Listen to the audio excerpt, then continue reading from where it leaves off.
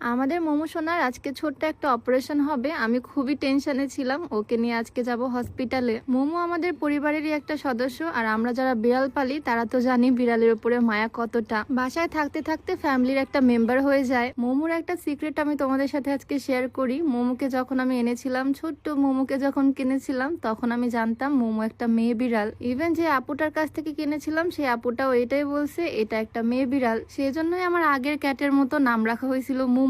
তবে কয়েক মাস যাওয়ার পরে বুঝতে পারছি মোমো আসলে একটা ছেলে বিড়াল। এতদিন পর আজকে তোমাদের সাথে শেয়ার করলাম। আমাদের মোমো খুবই লক্ষ্মী একটা বাচ্চা, ছেলে হলেও খুব একটা চঞ্চল না। তবে ছেলে বিড়াল পালা খুবই ঝামেলার। ও সবসময় এখানে ওখানে হিসু করে দেয়। আমার আম্মু তো সারাদিন বাড়িতে একাই থাকে মোমোর সাথেই। সারাদিন এখানে ওখানে হিসু করে দিলে আসলে এটা খুবই জ্বালা যন্ত্রণার ব্যাপার। তাই আজকে ওকে নিয়ে হসপিটালে যাচ্ছি, মোমো নিউটার করিয়ে দিব। ছোট্ট একটা অপারেশন, এটা করলে মোমো আর এখানে ওখানে হিসু করবে না, লিটারে বসে হিসু করবে। ডক্টরের কাছ থেকে সাজেশন নিয়েই যাচ্ছি। বিড়াল পালি আমি ছোটবেলা থেকে, বাট সব সময় মেয়ে বিড়াল পালতাম, কারণ ছেলে বিড়াল অনেক বেশি চঞ্চল হয়, অনেক বেশি দুষ্টু হয়, বাড়ি থেকে বের হয়ে যায় বারবার। আমাদের মোমো যদিও খুবই লক্ষ্মী, প্রথমে তো ওকে মেয়েই ভাবছিলাম। জার্নিতে ওর কোনো সমস্যা হয় না, ঝুড়ির মধ্যে একদম চুপটি করে বসে আছে। তবে হিসু করার সমস্যাটা সমাধানের জন্যই আজকে ওকে নিয়ে যাচ্ছি নিউটার করাতে। আমাদের যে কোনো বিড়ালের সমস্যা হলে আমরা ডক্টর সাজিদের পেট ক্লিনিকেই আসি ভদ্রা মোড়ে। আমি মোমোকে নিয়ে আসছি, আরো অনেক অসুস্থ বিড়ালি এখানে আছে। এই বিড়ালটার অনেক বয়স হয়ে গেছে, ওর শ্বাসকষ্টের সমস্যা হচ্ছে, তাই অক্সিজেন দিয়ে রাখা হয়েছে।